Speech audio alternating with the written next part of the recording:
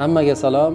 Bugun sizlar bilan irodani qaramlik oldida ishlamaslik to'g'risida gaplashamiz. Iroda qaramlik oldida ishlamasligini sabablari bor, chunki qaramlik o'zi bir tarafdan irodasizlik kasalligi ham deb ataladi. Sababi kasallikni biron joyingizda yoki organizmingizni qayerdadir yuragingizdami yo jigaringizdami qayerdadir muammoyingiz borda yo kasalda qaysidir organingiz o'shani iroda bilan yengib bo'lmaganda kasallik, qaramlikni ham iroda bilan yengib bo'lmaydi. Iroda qaram insonlarda boshqa sohalarda yaxshi ishlashi mumkin, masalan sport sohasida yoki boshqa biznes sohasida yoki ular taraflama qaram insonning irodasi boshqalarga nisbatan yaxshiroq ishlaydi, lekin narkotik oldida qaramlik ishlamaydi. Sababi o'sha aytganimdek, qaramlik o'zi irodasizlik kasalligi ham deb ataladi. O'shaning uchun narkotik yo ichkilik oldida qasamlar ishlamaydi, mantiq ishlamaydi. Oilaga bergan va'dalar unutiladi.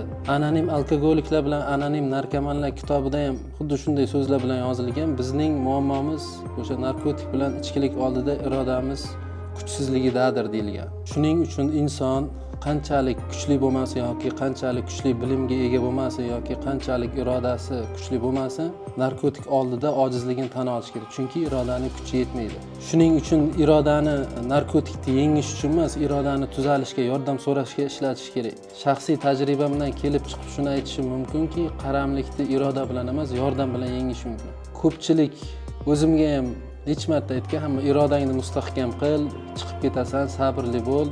Lekin bu noto'g'ri narsa. Iroda ishlamagani uchun ham bu qaramlik kasallik deb tan olingan. Qaramlikni iroda bilan yengib bo'lmaslik haqida ham tan olingan. Unda iroda nimaga kerak? Iroda tuzalish uchun, yordam so'rash uchun, birinchi qadamni tashlash uchun yoki kasalligini tan olish uchun ishlatish kerak. Irodani shuning uchun keyingi qadam yordam so'rash uchun, mutaxassisga borish uchun yoki organizmni detoksikatsiya qilish, reabilitatsiya, anonimniy narkomanlar yoki anonimniy alkogoliklar hamjamiyatiga a'zo bo'lish, yordam so'rash bilan chiqish mumkin. Hech qachon qaram inson bir o'zi qaramlikdan qutula olmaydi.